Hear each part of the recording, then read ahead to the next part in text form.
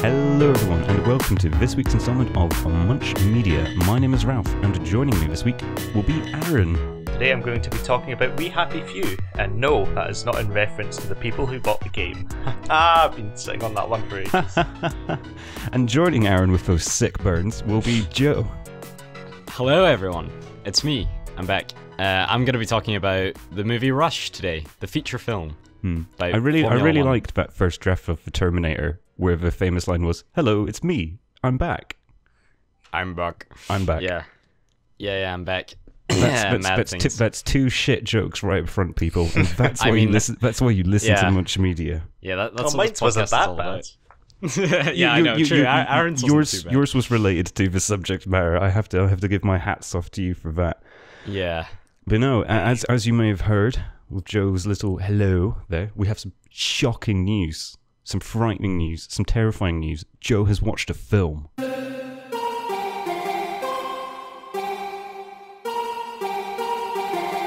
I have. That's crazy. That is a rare occurrence. Fucking nuts. Yeah. Cancer was cured the other day, but we had to put that on hold. Yeah. We actually discovered oceans under the Martian surface today, but the BBC said, whoa. Did you hear that Joe's watched a film? Yeah, pretty groundbreaking. Gandhi was resurrected from the... Sorry, I'll stop. Yeah, we'll stop there, but that's okay. Yeah, so Rush, Formula 1. I'm not even a huge Formula 1 fan. I've not watched any, I don't think. Literally ever. Not even on the off chance of I'm at a bar or my dad's got it on or anything. Just never seen Formula 1 so on you're TV. Completely new to it. Not even a sick crashes highlight reel. Not even a sick crashes highlight reel. Nothing. You're missing out, dude. Am I missing out on the sick crashes highlight reels? You crash cars at 300 miles an hour, it looks good.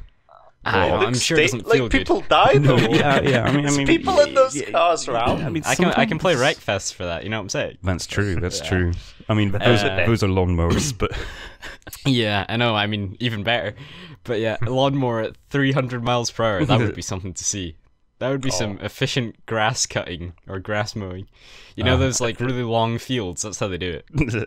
They just get 300 miles per hour. But no, be done in a flash. But no, I hope the film wasn't over in a flash. It wasn't. I'm not actually sure how long it was, to be honest. It felt pretty long, so there's that. bit ironic for a film called Rush. Yeah. It was definitely the pacing was good though. But anyway, I'll get into that. So for anyone that doesn't know about the film Rush, it's based on I don't know how loosely it's based on it, but on real events. Somewhat loosely. Have you guys seen the film, actually? Yes. My mum has it on DVD downstairs, and that's as good as seeing it. Yeah, pretty much. I also need to throw in a journalism ethics, because my uncle produced this film, so that's actually why I watched it. Really? Yes. Oh, wow. Oh, Joe, that's 2 weeks in a row you've broken your journalistic ethics. I mean, yeah, but I'm not breaking it though, because I'm hitting them up with the journalism ethics warning. That'll be my call. You're allowed to talk about this movie then, Joe. At least in a positive of course I am. No, just trying to help the sales. No, that's okay. If we can get around this. So, Joe, you keep talking about the film, and I'll just sort of open my mouth, pretend it's me doing this. Okay. Yeah. Okay. Yeah, this is Ralph. We'll just censor it in post. But yeah, no. That's the main reason I watched it, to be honest, because obviously, I don't know, I'm not that interested in Formula 1. It looked cool, but it's 2013 film. It's kind of weird to just randomly pick it up when you have no interest in the subject matter. But yeah. Also, Chris Hemsworth. I think he's a pretty cool guy. Chris Hemsworth was in that, wasn't he? Yeah. Well, that's a leading man. It is. No, I like Chris Hemsworth as an actor. As someone who doesn't watch many movies, the movies I've seen with Chris Hemsworth in them, enjoyable. Thor, I guess, being the main one. But anyway, back to Rush. It's but loosely based on real events. In the mid 1970s of basically it's based on focused on two race car drivers by the names of James Hunt and Niki Lauda, is I think how you say it. Yes, that's him. Yeah. English and Austrian. Interesting mix. And one of them is a bad boy, crazy living the life, Formula One kind of style thing, and then the other one's like a antisocial, I just want to win, fuck everyone else kind of kind of attitude. So definitely on the opposite sides of the spectrum. But yeah, it's like just their rivalry. It's all about their rivalry and the events that happened back then, and the lifestyle of Formula One drivers and stuff like that, and the risk. So, which one is the antagonist then?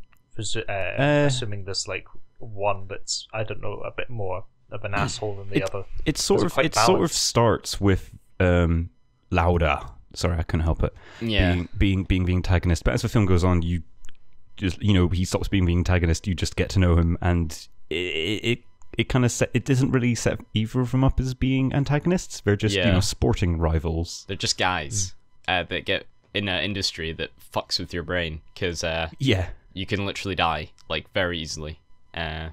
So yeah, they're both. To be honest, antagonists, I guess, ends up being Formula One itself. And the risk. The system. Yeah, sure. It's like a businessman in a suit being like, oh, there's going to be millions of viewers tuning into this. Yeah. I'm going to make so much money. Oh, it's pouring rain today, and there's a very high chance of death, but we're going to put the race on anyway because people are watching and have paid.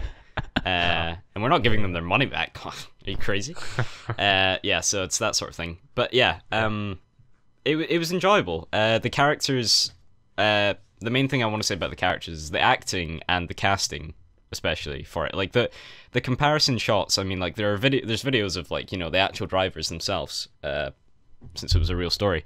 And like the casting that happened for them is just insane. Like they look so much like them. It's ridiculous. Yeah, it's really spot on. Yeah. I mean, obviously they're not identical twins, but like it's as close as you're going to get, I'd say, for like really good actors as well, cuz they're not just like this guy's like never done a film before. You happen to look like him, come and make this film.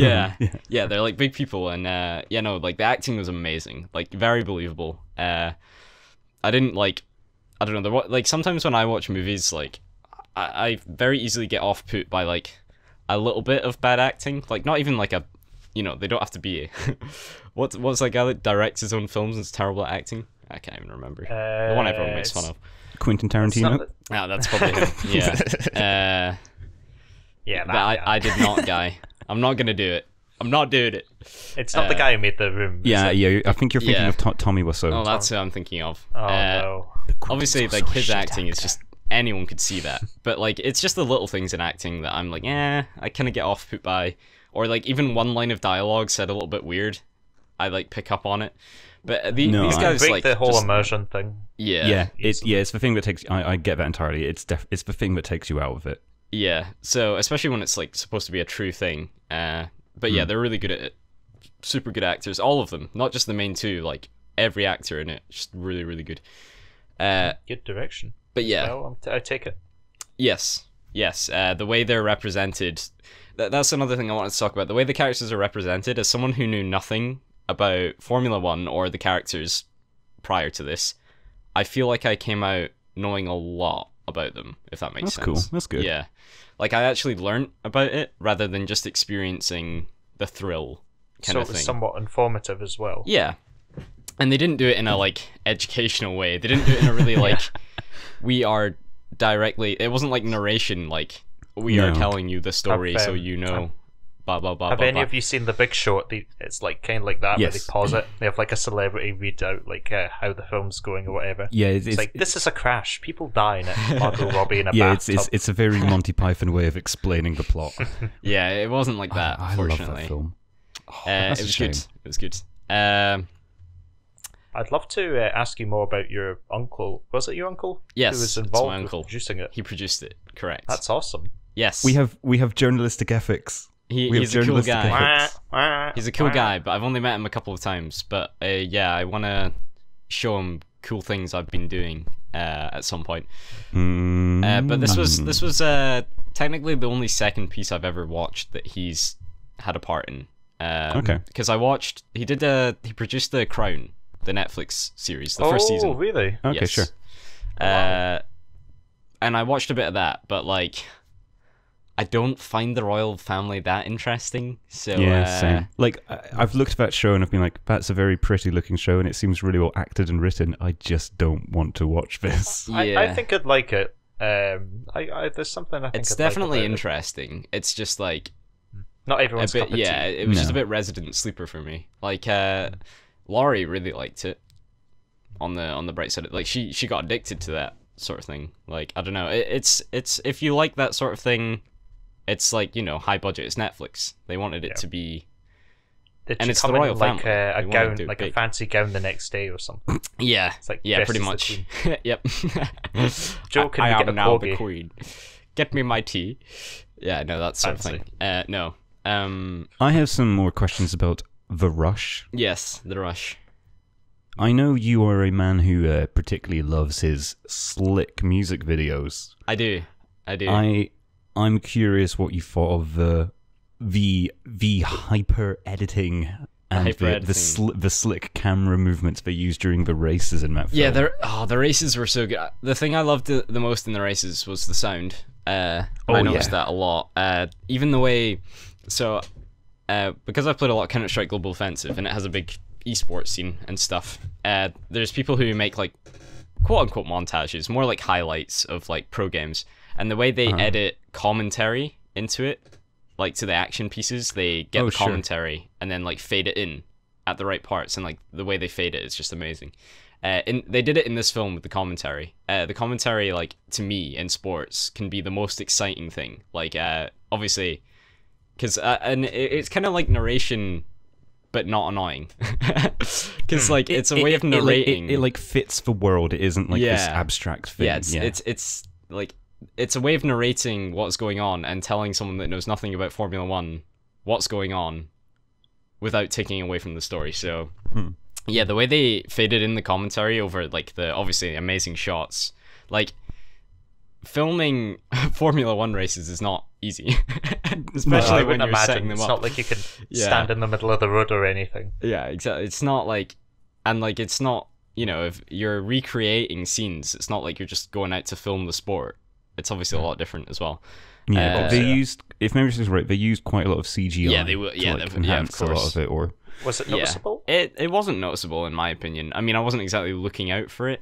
I should mention that I watched this film quite casually. I was just sat back. It was on my TV. It wasn't like you studied it. You yeah, had, I wasn't like leaning in 10 pages of notes. If I watch a film on my computer, I normally notice a lot more because, you know, I'm sat right in front of my monitor and it's right there. And I've got headphones on, so like everything's just right in my face. Whereas I was just downstairs chilling, watching on the sofa. And it's a relaxed experience. The review sofa. Yeah, the review sofa.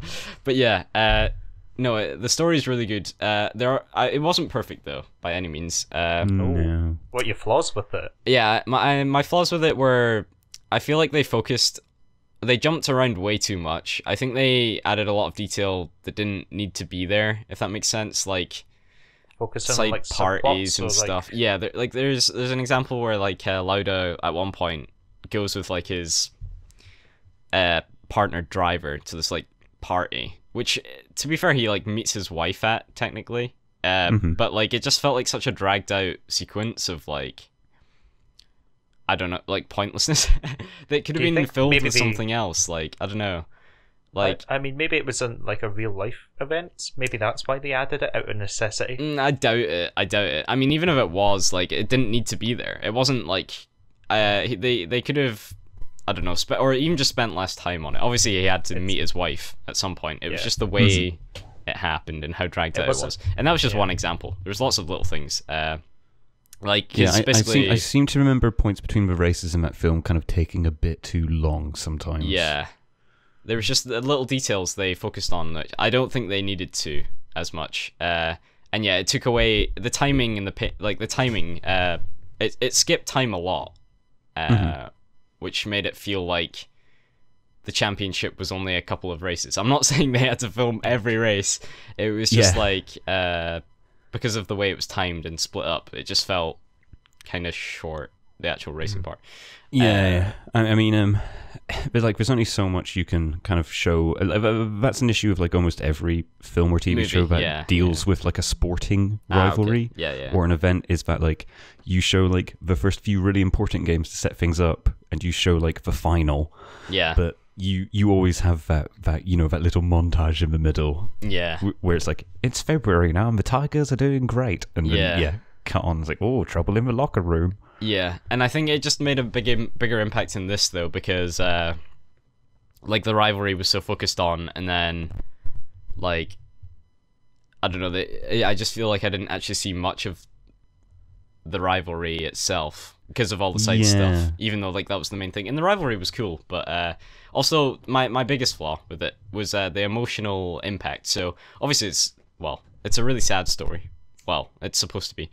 And it is, like, the real life one, obviously. It's crazy that happened. Kind of tragic. Yeah, so it did feel tragic when the climax hit or whatever, but it was like, I don't know, I feel like I should have been more emotionally provoked than I was. And I think that was because, I don't even know why. I think it was because of all the little things that took ages to lead up to that moment. I think if that moment had happened... rushed? We're no. not telling you. No, but you should watch it yourself. Yeah, it's I should. no, I should. I've got it on DVD, so don't excuse. you should watch it. It's definitely worth a watch, and I think it is a good movie. It's just there was the little things that they could have changed, I think. But that's with every movie. Like you can't. There's always like one little thing that you get slightly irritated with. But I kind of have that same feeling when I watch a lot of Ron Howard's films. Is that quite often there's like there's a big emotional moment in it, and with his films I find that they tend to either be like a tad too cheesy or like a tad too kind of obviously meant to be sad. Like he's the director who has like the sad strings that start to swell up and that kind of stuff. I don't think he kind of lets the emotional weight of a character play out. He kind of relies on the music and all that kind of stuff a bit too much. I think this one, it was very gruesome. This one, it's I wouldn't have said it was like the strings. I'm not, obviously you're talking about all those films in general, but like I wouldn't have said this one was the strings. It was definitely like gruesome as anything. And like, there's a bit of a shock when the thing. When the thing happens. Yeah. The thing for the people who haven't seen. Yeah. It definitely. Yeah. Well, I hope you didn't get like burned by the film, Joe, and you still had a good time. Yes. Wink, wink, wink, wink. But yeah, it was just it was good. I recommend watching it. Also, the color grading is like, it was pretty hot topic at the time, I think. There was like no reds in the shadows, in the low tones, like at all. It was all blue and green, which was kind of cool. But like the reds were still highlighted, like on the cars and stuff. So like the vibrance of the reds was high, but there was no reds in the shadows or low tones or whatever you want to call them. It was all they definitely make like the races and the drivers seem like really vibrant. Yes. In that film, which is a cool thing to do. Yeah, because I mean that's what Formula 1 is to people. It's like action and the thrill. Like I don't know, like. Those colors reminded me. It gave me like the adrenaline. It almost like made me see the adrenaline and the thrill. It's like, and it also means they're easily like identifiable. Like you can spot the racer you want to do well in this film, or from a mile away in those shots of the races and things like that. I have a question. Yes. In let's say 6 months. What's the next Joe has watched a film update that we will have? What's on the horizon for you after this? Well, movie-wise, or just... Yeah. Oh, don't fucking say Shrek. Suggestions. I have no idea. I'm not saying Shrek. I watched Shrek. What? Did I do a thing on Shrek? We spoke about it. Yeah, you did, and I fucking hated it. Oh, that's hilarious. That's so good. I don't know. I don't know what my next film will be, to be honest. Like, it's one of those things. I mean... You gotta watch a classic, son. I don't know. Like classics never hold my attention ever. Oh, you gotta watch a classic. Yeah, no, I'm kind of a modern kid when it comes to this sort of stuff. Like, you like your flash and your pizzang. Yeah, I do. And like the story and stuff, obviously I like, but I like my flash more. Sort of I thing. feel that you might quite like some of like Scorsese's older stuff. I don't know. Taxi Oh wait, Driver, I maybe? really liked The Godfather and Fear? stuff. They're the only Right, sort of yeah, classic yeah, films cool. that like kept me, because that had like I'm looking for like the style, but not like, I don't know. It's hard because like with westerns and stuff, when we talked about those, I'm not interested. It's not like, it's the connotations of western I just don't care about. Like even Red Dead Redemption, the game, I found it very hard to get into that game. Even though it was I really enjoyed the gameplay. I was just like, and like the characters were cool, but like But western a to good movie me can is just kind of like, upset that. Like, Yeah, say, yeah, for obviously, example, the good, the bad, and obviously. the ugly. It's like the Western backdrop is, well, it's just a backdrop. yeah, The characters are still cool and everything. And yeah, I Yeah, know, but I just yeah, can't I- ignore the cowboys and their hats. The yeehaws And I don't, and yeah, the- I don't find it that the cool. 10 It's gallon very hats. American. It's very American, obviously. So Uh, you Joe should check out a bunch of John Carpenter's earlier films, because he always wanted to make westerns, but the studios wouldn't let him. So he just changed like names and settings in all of his films. So like, so the thing is a Western. the studios wouldn't let him. That's hilarious. well, yeah, because like they wouldn't give him money to make a Yeah, fucking no, like that's just- western that's in the just funny. 70s and 80s. I It like is that. quite funny. Yeah, like Is you should go. Western dead You should then? you should go and watch like Chinatown or District Chinatown, that sounds cool. Precinct 13, because it's like he just changed like sheriff's office to like police station. Yeah. Like things like that. I love think- that I think- idea though. Yeah, like a wee director going, "Can I make a western movie?" And them just going, "No, No. make this."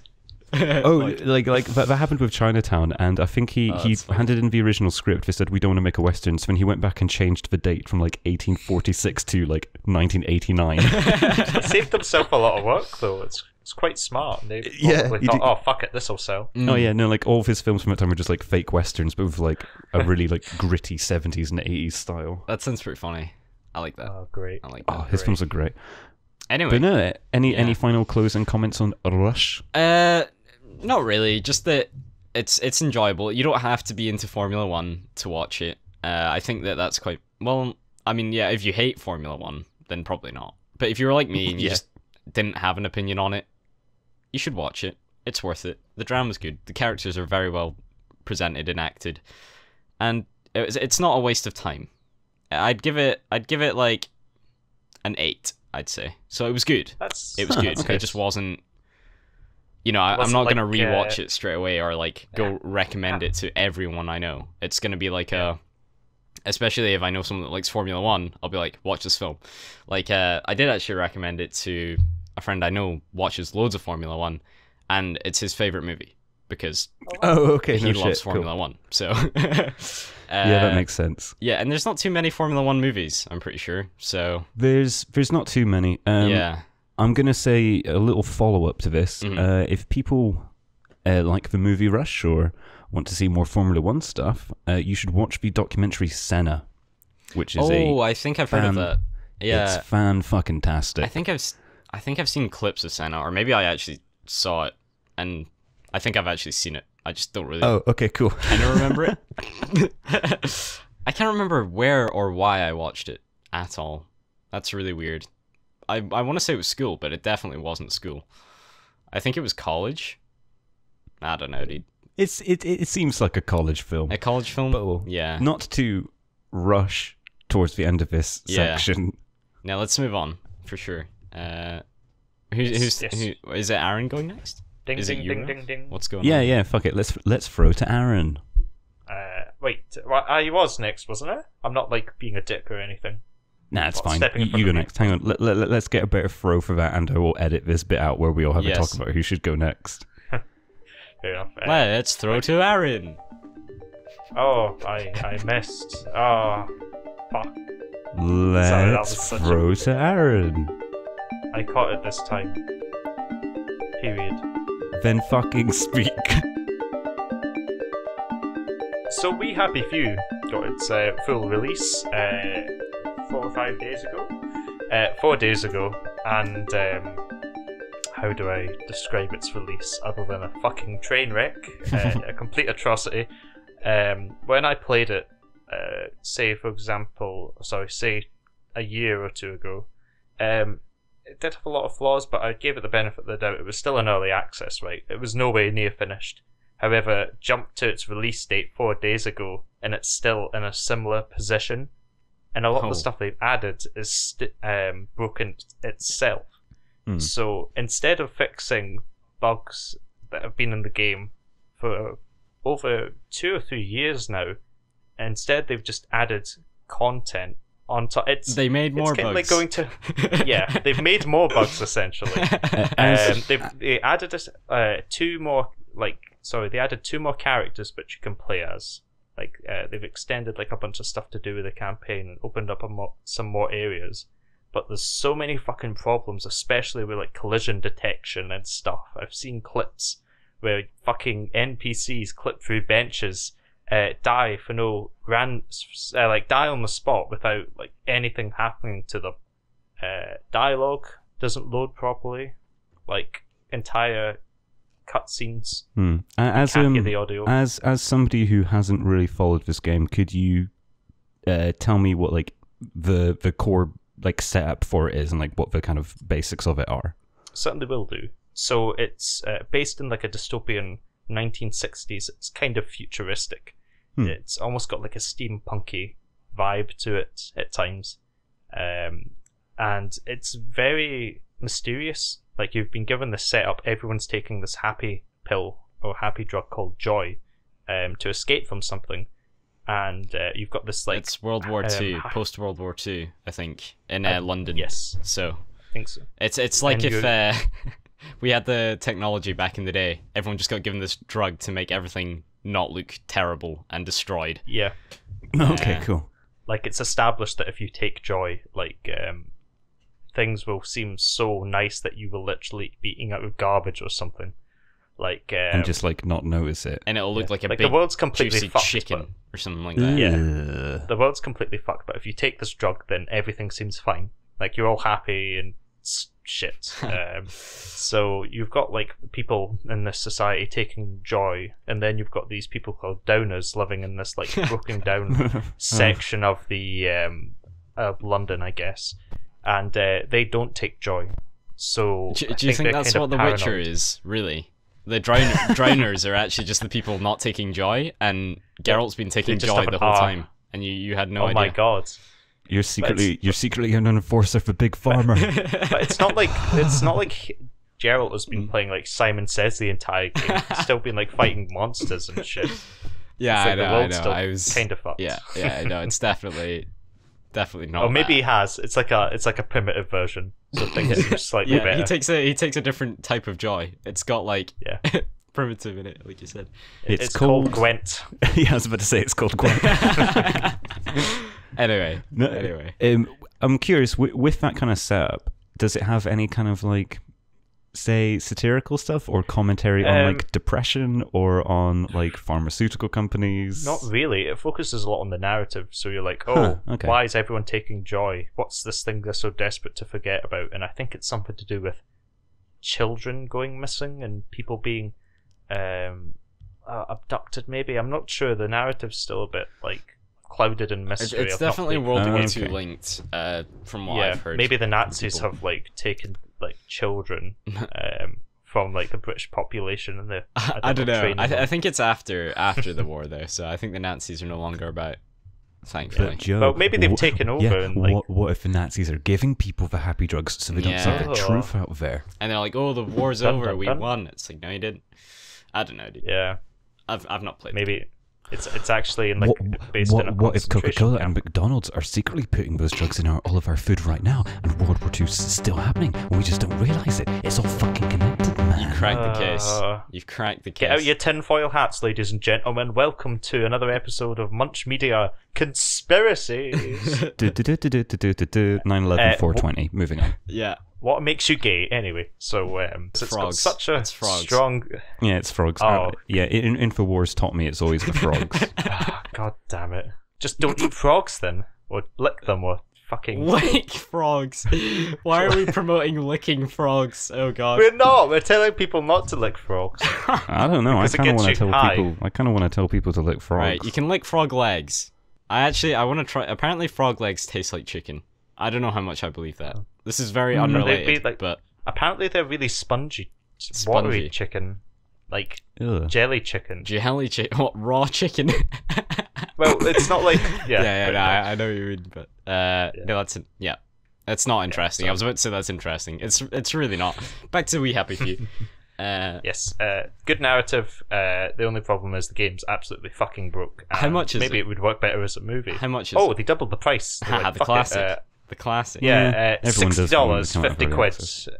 Give us your 50 money. I'm quid? pretty sure. 50 quid. Not I'm 40. pretty sure. Well, if it's $60, it might it's be 40. 40. Yeah, it would. Or round about. Yeah, if it's 45. 60, it's it would be 40. My bad. 45? Which is ridiculous considering it wasn't even worth 30 quid before. And fair enough, it was still in early access. Yeah, 45. But Oof. oh fuck me, it's even more. And it's a complete sham because I remember I was pretty upset. I got to this point when I was playing through the early access version of the game. I had made so much progress. I'd got a bunch of good items. Like my base was looking pretty nice. You can't customize it. It's just I've got a lot of stuff in it, like supplies. So to get the space, do you take places over, or do you just get given one base? Oh no, they're quite boring. They're like safe rooms. It's Okay, cool. But I'd made a lot of progress. I'd done a couple of quests, and I got to this point, and the game saved, and I couldn't get out of it. And You were just I stuck. was stuck in this one chamber-esque room, and I couldn't do anything. I had this weird guy wearing wellies with one of those white joy masks, Are you- like staring down at me. Are you sure that wasn't intended? No, it wasn't, because nothing happens. Yeah, I know. He doesn't say anything. You can't get out. It's there. Maybe Yeah. it's really experimental. Hey, at least you were safe in that room, in that tiny Yeah. room. I've Yeah. heard that you can play, or you play as different characters throughout. No, the story. yeah. Yes. Back when I was playing, you couldn't play as the other two. There's a female character and another male character who's like the stereotypical angry Scottish guy who's like, "Oh, the world's fucked. Don't take the happy drug. You'll see the leprechauns. I care for some of my Iron Brew Fiery edition." Man, it's fucking bad, man. Those pills will fuck you up, man. I had a parasitic and you couldn't fucking see afterwards, man. It's fucking nuts. And disclaimer, everyone, we are Scottish, so yeah, Hey, man, we're Scottish, so we kind of know a thing or two about my Scottish people, man. we do. I glassed my dog this morning for looking at me funny. That's how Scottish I am. I'll fucking glass your dog. Yeah, I mean, 90% of people probably did not understand Ralph there, and I can't blame them because that's no problem, the man. real It's true, Glasgow boy. there's the real Scottish accent there, the real thick one. Hey, man, you come down fucking Buchanan Street, man. I'll fuck you up, man. Yeah, he's gonna fuck you up. You do a very good stereotypical like Scottish. No, I lived in accent. Glasgow Yeah, for like yeah. 7 years, didn't I? Yeah, that's what happens when you live in Glasgow for that long. Yeah, it kind of gets to you, pal. Anyway, We Happy Few, £45 for a game. Yep, It's for buggy as something heck. that's fundamentally broken. And terrible. What kind of stuff do you do in the game? You see people phase through walls because it's actually a game about ghosts. Oh, Totally I- not I- bad programming. Yeah. I kind of meant on like a mechanical level, I think, pal. I think it. From what I've heard, it's like open world. There's a little bit of survival, but they took that out. Survival, They took yeah, that with out, a to be story. honest. It's not like an open sandbox survival game. Yeah. Oh man, you know what's a good open world game, man? That fucking Grand Theft Auto, man. It's made in Edinburgh, but so that's kind of a bit like shite and all that. But Alright. man, that's a fucking good Scottish Yeah. game. Glasgow Ralph, you weren't invited on the podcast. I'm gonna have to ask you to leave the studio immediately. Alright, man. Alright, sorry. I'll see you in a bit. Yeah. Someone- Yeah, probably not. But Can we get security in here to take the Buckfast bottle out of his hand? Thank you. Buzz. What just happened? I feel like my body was taken over for a minute by some strange working class boy. What happened? We were just talking about video games. Oh god! Very important oh stuff. god! I'm wearing Adidas Freak Stripe and there's blood on my hands. Ralph, why are you in a two-piece swimsuit? I don't know. For some reason, I'm really into the fratellis. What the fuck's going on? anyway, Yes, it's a shame because Yeah. the games it's got a lot of stuff that's done right more often than the voice acting's good. The story, I'm pretty sure it's good as well. Yeah. The graphics are pretty appealing. It's just the fact that it's fundamentally broken. yeah, no, it's not fun to play. I imagine because of that, and Um, it's sad. I think it's one of those games that obviously Cuphead done so well recently. Like they just announced they made like 45 million in 10 months or something like that. That's pretty good.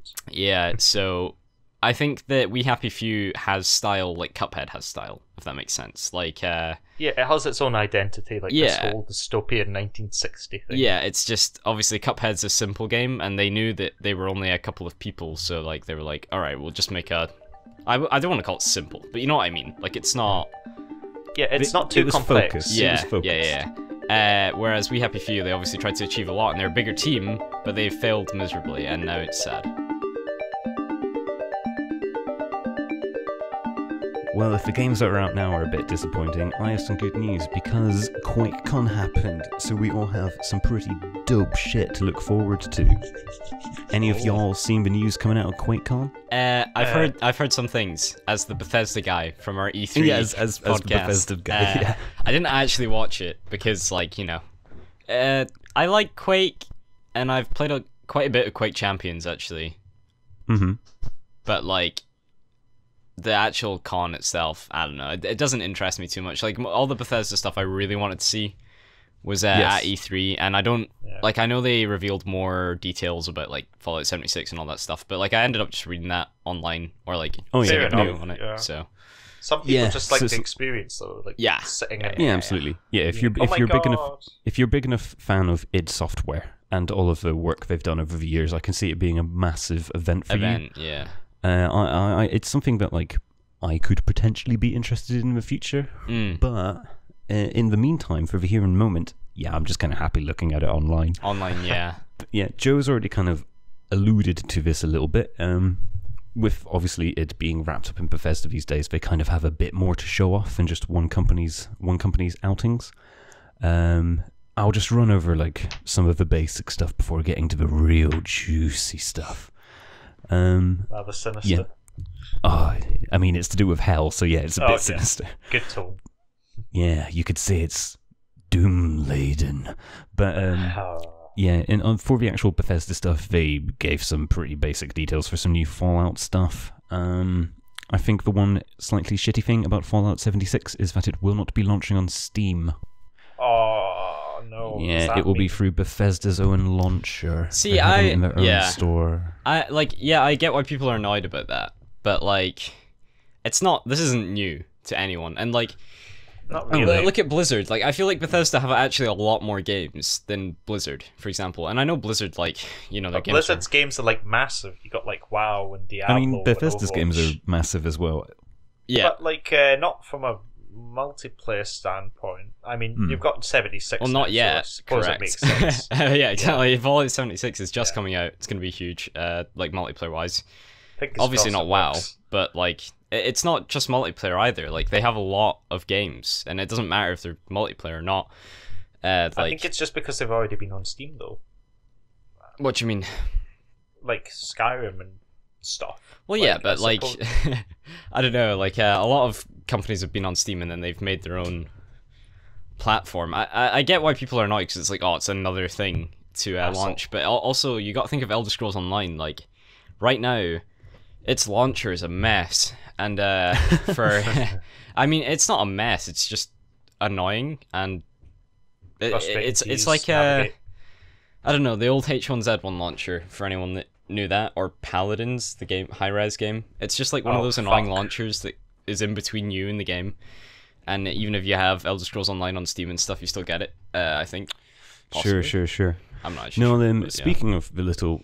I apologize for rushing through the Fallout news, but there's a fucking game I got really excited about that I want to talk about. But speaking of the Elder Scrolls, they also announced some new expansions for it. It will be called. Yeah, they actually sound. They got me a little bit interested because expansion for the Elder Scrolls Online, and it will be taking place in the Black Marsh. Yeah, Argonian peeps. Yeah, my lizard boys. How much detail did they do on that? Just that it's gonna be there, and it's gonna have some lizard boys. Yeah, that's cool because it's never been touched on ever. No, which is a neat thing, which kind of got me a little bit excited.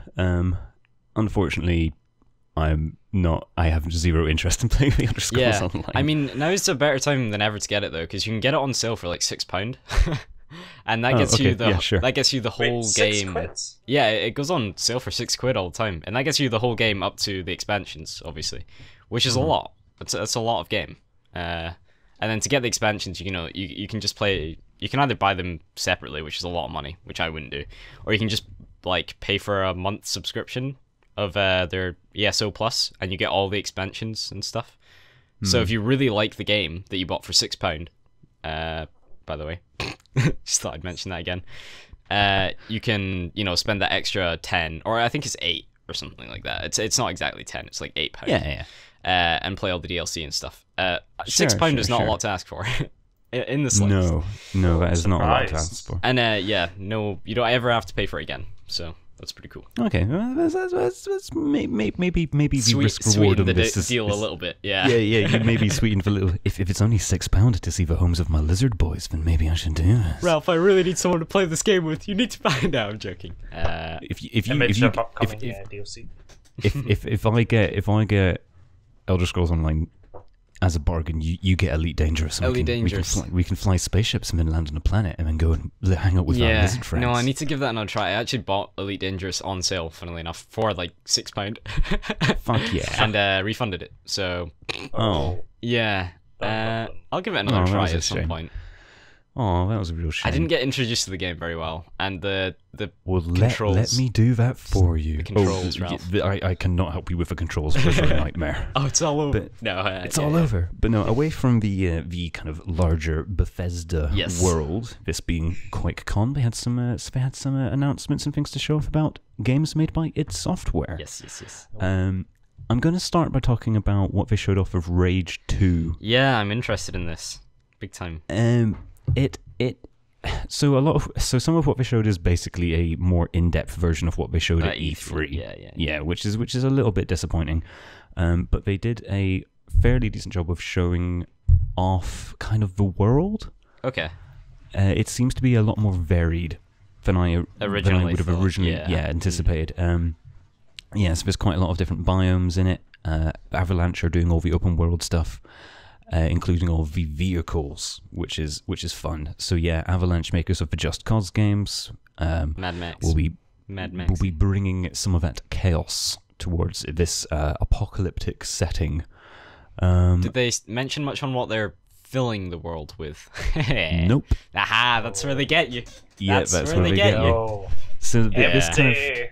this kind of leads into the stuff I'm slightly worried about with Rage, and what I find a bit off-putting about it is all of the marketing around this and all the stuff they showed off is basically them saying, look at how fucking crazy this game is, look how fucking crazy our world is. Lots of combat. But then lots of combat, lots of crazy stuff you can do, lots of like car chases and wild shit It sounds going like off. Just Cause. Yeah, that's basically it.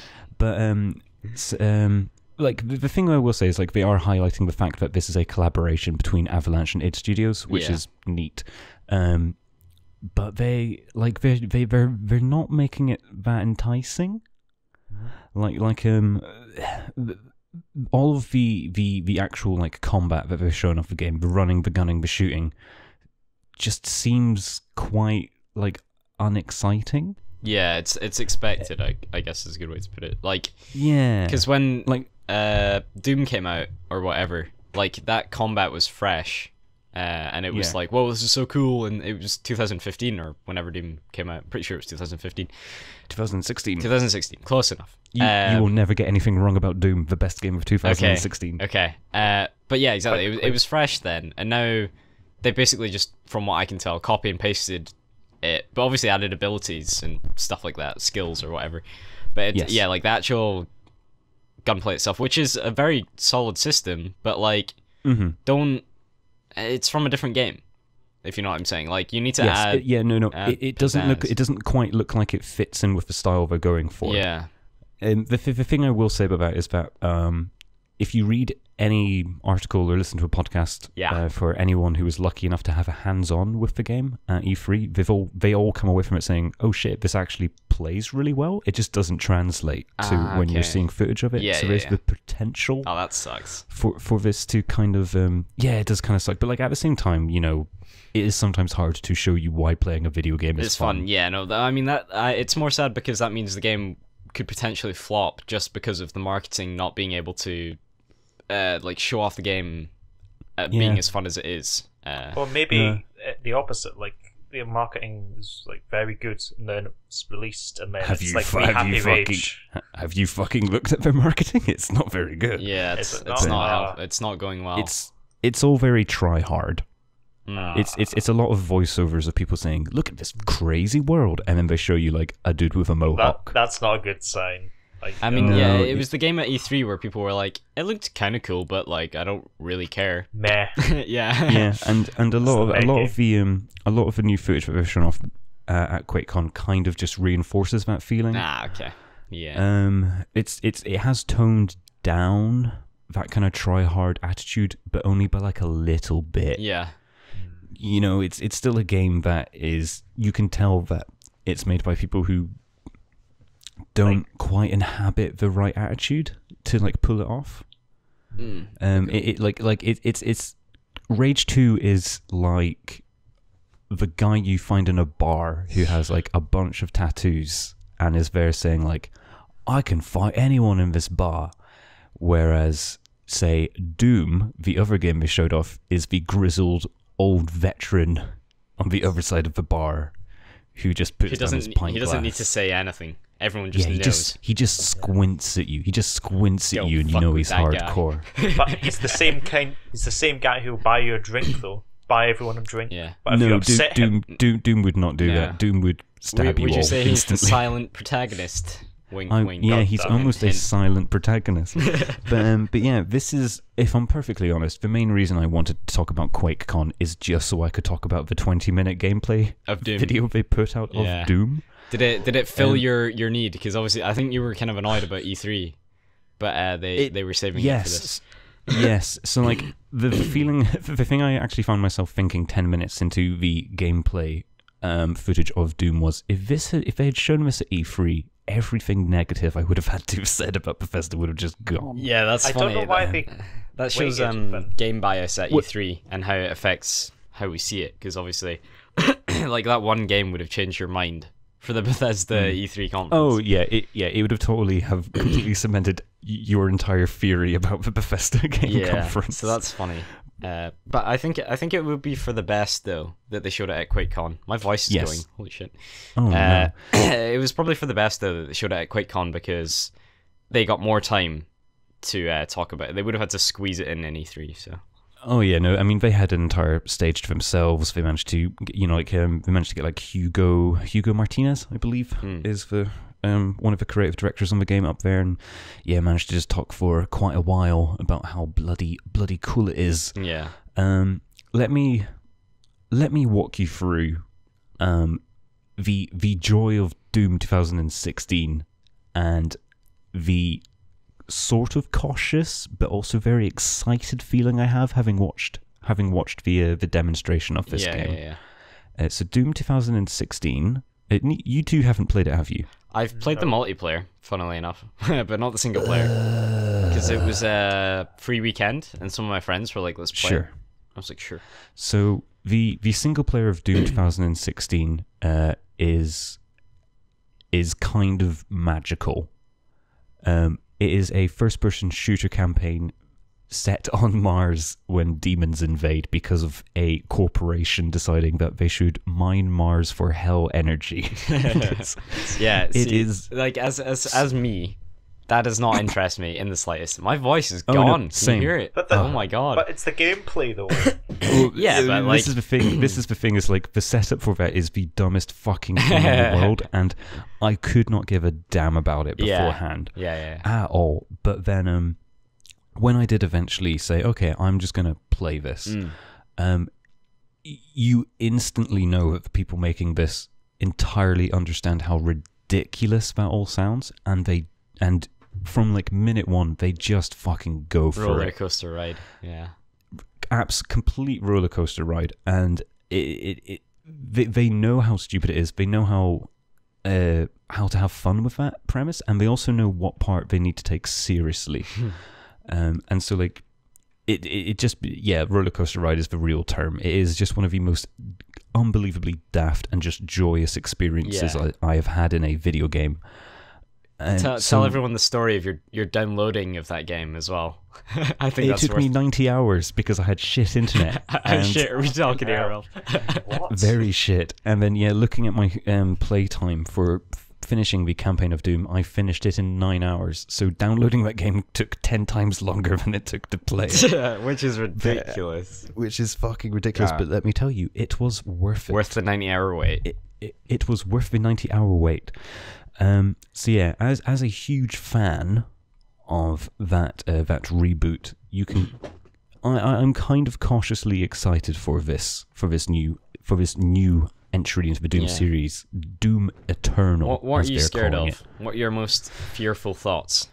So, having watched the gameplay footage released, the thing that so the few things that are immediately apparent. One is that the setting has changed. Okay.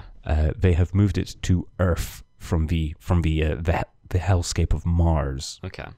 And the forces of hell have taken over Earth. To describe it quite aptly, the words that Id used to describe it were, the buildings now have teeth.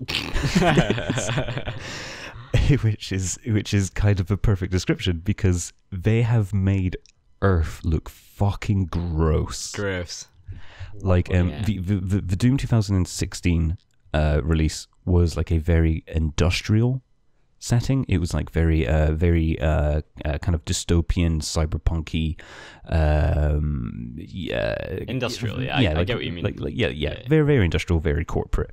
This is set in like a big, formerly residential / shopping area, is how you could describe it, but one that has been taken over by hellish forces, and the hellish forces take the shape of the giant blob monster from the end of Akira. Oh god. Oh yeah, really fucked now. It's properly fucked. So yeah, it's just like skyscrapers with huge blobs of flesh hanging off of them, with teeth coming out of every corner. It is a very off-putting, quite gross-looking game. And the actual kind of enemies they have in the game, the demonic forces, have been slightly reimagined. They've added a whole bunch more of them. They've added a whole bunch of new weapons or tweaked them slightly, and all of that is kind of stuff you'd expect from a sequel. Yeah. You know, a change in setting, some updates, some new enemies. The thing that makes me slightly cautious but also extremely excited is that they also seem to have added a fucking shit ton of new mechanics to it. So, almost instantly in this gameplay video, you see the Doom Marine walking to the kind of edge of this precipice. And across this like small canyon is a demon. And in the Doom 2016, you would have kind of like run and jumped over to him. In Doom Eternal, he pulls out his shotgun, and underneath of his shotgun is a grappling hook. Okay. And so he points the shotgun at the demon, fires the grappling hook, and then as he's getting kind of pulled in towards it, just blasts him with the shotgun. And so like right away you're like, cool, they've added a grappling hook. And then later on in the gameplay video, you then see that they've added like a double dash. So you've got like a dodge move, and you can use it in the air, you can use it on the ground, and then a few minutes later you see the Doom Marine kind of jump up and grab onto a pipe, which he then swings and does like a jump from. You're like, oh, okay, they've added quite a lot of movement in this. And you then start to see him like using all of these abilities and like switching up the weapons, and I started to think to myself, this has a bit of a feeling of they've kind of maybe added too modernization much. Almost like bringing in like skill sets and perk trees and stuff like that. I think they don't have like anything. I know what you mean. Quite like that. But that's what it feels like, sort of thing. To me, it's almost like they've kind of taken away from the purity. Okay, of just mashing. Yeah, because well, I mean, like mashing is the good word for it. But yeah, like in the first Doom game or the reboot of Doom, because it was in such like a tight, confined, claustrophobic area, and because all of your moveset was so limited, you could just like run, jump, and then fire your gun. Yeah. Like that's all you needed to do. And the enemies all had like very specific roles to play, and they described it as combat chess. And that's kind of what it felt like. Like once you knew your limited moveset, once you knew the limits of what you could do, it just became about mastering this very specific moveset. Okay. within these combat encounters, and that gave it this like really raw, pure feeling. You felt completely in control. Like it wasn't like it felt grounded. Maybe a grounded experience where like it wasn't. You weren't doing things like, you know, swinging from like building to building. It was more just like no. You were just a dude with a gun, and you had a bunch of demons dude with a gun. Kill. That's the one. But it still might be enjoyable. Yeah. So that's why he's excited and scared, I think.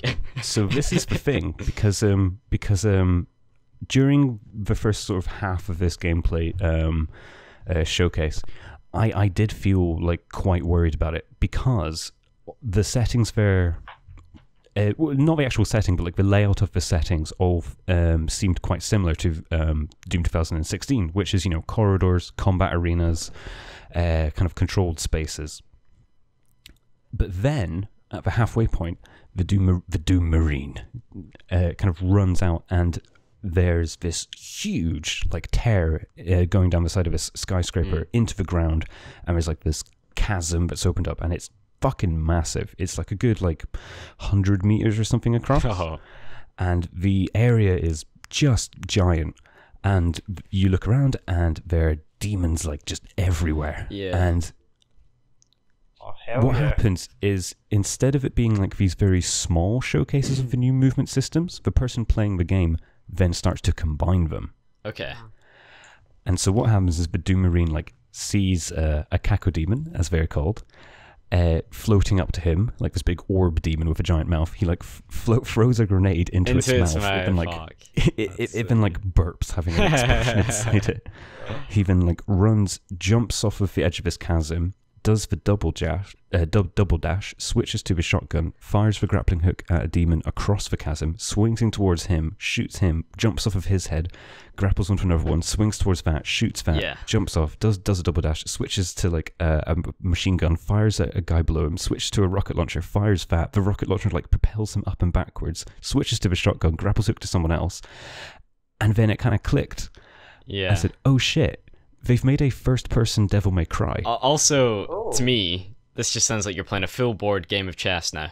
Before you only had limited pieces. Now you got the full board, baby.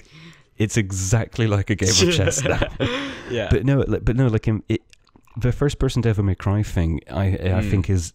it spells it, yeah. Exactly what they've done. Yeah, like they've done this first-person character action game, and instead of you air juggling enemies just in third person with a sword, they've now done it in first person. Yeah. Because during this entire like extended like 3-minute gunfight that they have, I think the Doom Marine only like touches the ground twice. That is crazy.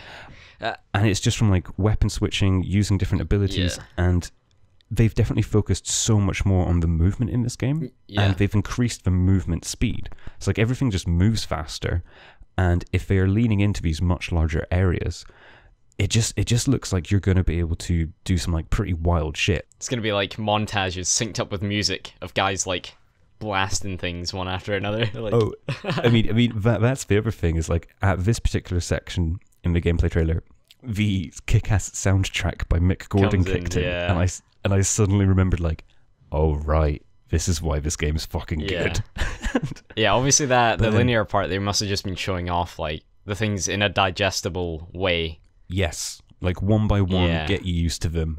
And then in this kind of final 10 minutes, they said, now let's show you what you can do with them. Yeah, it's like the tutorial. It almost was like a little tutorial. So like all of my kind of trepidation about that stuff, it still exists because they've clearly completely kind of reimagined how movement works in the game. And they've switched out the purity of it for a far more complicated and varied moveset. The other thing that they've kind of added, which showed up at the end of this particular gameplay section, was as the Doom Marine was kind of fighting his way through all these demons, a little icon came up, and it was like, "You have been invaded." I read about this. They've they've added the Dark Souls style of invasion, where other players can invade your single player game and then hunt you down. Yes, which is toggleable, and for the record. Yes, I'm gonna leave it on all the time because that's fucking obviously, rad. because you're cool, Ralph. You're the grizzled Doom player in the corner, ready for someone to invade you. because I'm a bad boy. Yeah. But so like the gameplay, this particular gameplay section ends with 2 players rising out of the ground as demons, and then obviously it ends with the Doom Marine grappling hooking onto one of them, and then just as they hit each other, it cuts. Yeah. Typical Trailer stuff. It's a good old ending. Aaron, you're very laid back. Am I? Yes. I am, but my microphone is like, wait. Hello, is anybody on? This is the Arran ASMR channel. Yeah, that's better. But yeah, what they then showed after that was some concept art and like a little teaser. Concept art and of Doom. Yeah, but it's cool concept art. Yeah, I know. Concept art's sick. It's exciting. But yeah, the things they said on stage was that we feel like we built a really good foundation, not only for gameplay but for lore.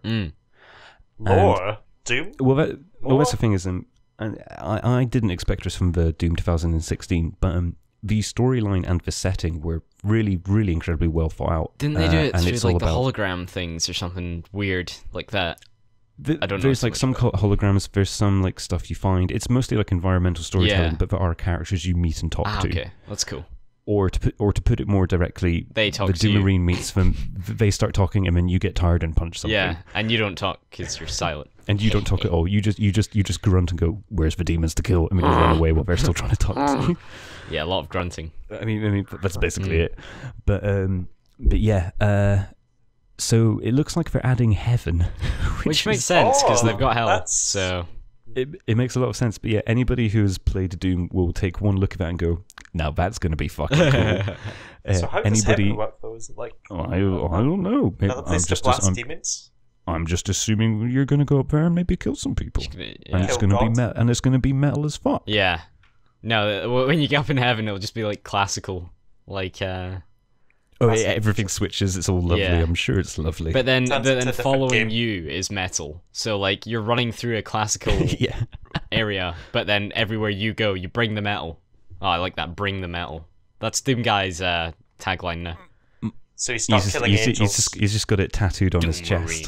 Bring the metal. Bring the metal. Oh, it should be a slogan. But guy. no, That's free. they seem to have realized what made the reboot so like charming. Yeah. Because the next section they showed off takes place on a moon orbiting Mars. So the assumption is that happens like a bit earlier in the game, and you're in a facility which is already populated. Like there's other people there, which is not something that happens in a Doom game. Yeah. And demons are attacking it, and so it's like this fully staffed military base. And there's like a giant orbital cannon that they are pointing to try and shoot demons who are like coming out of space to attack them, which again is a very silly setup. But the reason I look at this section and say, they understand what made this game so special, is you from a perspective of the Doom Marine. The video is of him walking through this control room and people going around the business and then like seeing him and going, "Oh my god," and like backing away and cowering a corner and being like, "Oh, holy shit, it's the Doom Slayer," and then kind of getting freaked out and trying to back away from him. And he goes up to a guy and you can hear the radio chatter like, "They're at the door, don't let them in, keep it all shut." And then you see somebody turn around and see the Doom Marine. And he just walks up to them, grabs their key card that's around their neck, and just drags this person to the control panel, sets it off. The door opens. There are like 2 armed guards with giant like plasma rifles there, wearing the same armor as you. And the first one walks up to him and says like, "Hey, you can't be in here." And the Doom Marine just slowly walks up to him, gets right up in his face, just takes his gun from him, loads it, steps into the elevator, and you just see this huge like moon base, this orbital cannon, demons flying down, chaos everywhere, and the elevator just starts to descend slowly and slowly, and you see more demons and guards fighting them, being ripped apart, and you hear the kind of intercom for the base coming in, like, "Demonic invasion in process, everyone on red alert, stand by." And then the elevator gets to the bottom, the doors open, and it just says, "Warning, the Doom Slayer has entered the facility." And the Doom Marine immediately holds up his machine gun and just starts ripping apart like 50 demons. Well, heavy metal music starts playing. It's the experience. And like, it's the experience. It's the experience. And yeah, from that moment, I was just like, these guys know what made them special. Yeah, the faith was restored. The faith is restored. So yeah, I having seen that they have the attitude down, they're definitely leaning into the quite silly storytelling of the first one, and the fact that they have basically turned what was a very tight, pure shooter into a mad first-person Devil May Cry makes me quite excited. When's the release? Do they have a date on that bad boy? No. Okay. They don't have a date. I imagine. I mean, it'll be next year. I think. I don't think it'll be later than next year. If they've shown off like 20-minute gameplay, like. And like smooth looking gameplay. Admittedly, that could just be like I doubt. I think it'll be late next year at the latest. It'll probably be like November. You know what they're like releasing in November. But Bethesda wouldn't want them to get in the way of Fallout or anything like that. So yeah, I can see this being their big release for next year. There is one little final note to end on, which I think is fucking rad. You have a sword. You have a giant red glowing sword. Instant buy. Make it blue. It's gravity sword. No, dude. It's Doom. It's got to be red. It's got to be the color of blood. I know. But I don't want a gravity sword. Oh no, but yeah, they just show this little bit of this like huge, very, very evil looking demon appear who turns the floor into fire around him. He looks like a very big, nasty bad guy. And the Doom Marine just like puts down his shotgun and just picks up his giant red glowing sword. It just charges towards him like, okay, you guys have got me. So yeah, I'm still a bit cautious about it. Obviously, but yeah, like the moment they showed that, I'm on board, and it kind of just makes Rage 2 look fucking bad in comparison. Yeah, which is sad. But it's sad, but like that's what you have when like you show a game which is metal as fuck, knows it's stupid, and just rolls with it, versus a game that's trying too hard. But yeah, I am very excited for it, and hello? Yep, that's Ralph cut off. I was like, I thought it was my PC. Wait, what you happened? cut off from Discord, but your recording will have been fine. Continue. Yeah, my recording's still fine. But yeah, comparing it to Rage just makes Rage look bad. Unfortunate. And I am quite excited for it. Yes. But yes, that was pretty much the only reason I wanted to talk about QuakeCon. Is because Doom Eternal looks fucking rad. No, that was definitely. That's pretty I'm much sure it. a lot of people will be on board with you on that one. Yeah, if you the thing I will say is like none of the gameplay stuff from this one will make any sense if you haven't played the first one. Like, I don't think the stuff they've shown is going to get new people on board. But so if you have even the remotest interest in Doom, on board already, I think so. It's there's about 11, 13 million of us. So. But yeah, if you're unsure about it, do check out the first one. It goes on sale frequently, and it is one of the most joyous and ridiculous experiences you will have.